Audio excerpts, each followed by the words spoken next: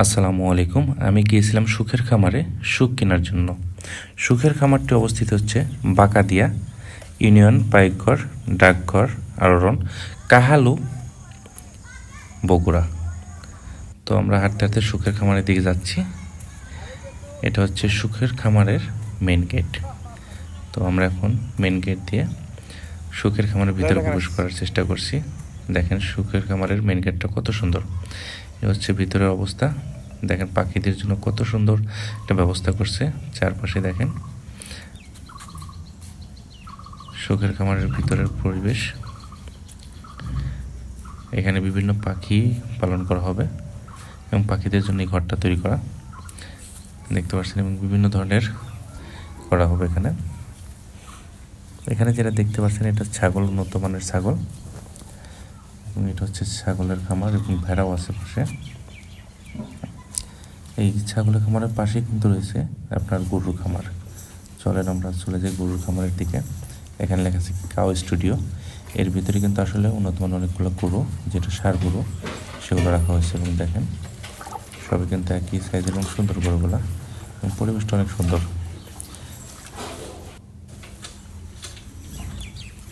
এখানে হচ্ছে গরুর জন্য খাবার তৈরি করা হচ্ছে, কাটা হয়েছে এবং খাবারের সাথে মেডিসিন মিশানো হচ্ছে। এই চাষা কিন্তু গরুকে খাবার পরিবেশন করবেন। দেখতে পাচ্ছেন যে গরুর খাবারগুলো আপনার হচ্ছে ভুসি এবং সাথে খোল, এটা দিয়ে তৈরি করা হচ্ছে এবং সাথে কিছু মেডিসিনও দেওয়া আছে। এইভাবে কিন্তু এখানে যে গরুগুলো আছে তাতে খাবার তৈরি করা হচ্ছে। এবং সুখের খামারের বারান্দার সাইডটা দেখেন, এটা অনেকগুলো ফুলের টব, যেগুলো হচ্ছে আপনার পাখি পালনের জন্য। এটাই মূলত সুখের খামার। এখানে এক সময় উট ছিল এবং অনেক পশু পাখি ছিল এখানে।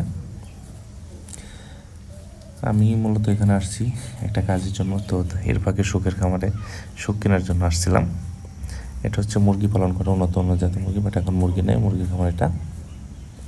আমরা সুখের খামার থেকে এখন বের হয়ে যাচ্ছি।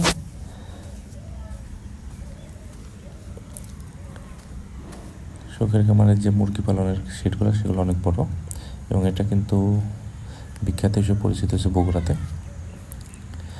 আমরা এখন সুখের খামারের পাশ দিয়ে যাচ্ছি, দেখি এর পিছনের সাইডে কি আছে।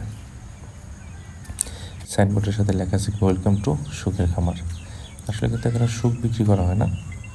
আসলে বগুড়া মানুষজন কেমন, যারা বগুড়ায় যাতায়াত করছেন তারাই ভালো বলতে পারেন। এবং সুখের খামারের পিছন সাইড এটা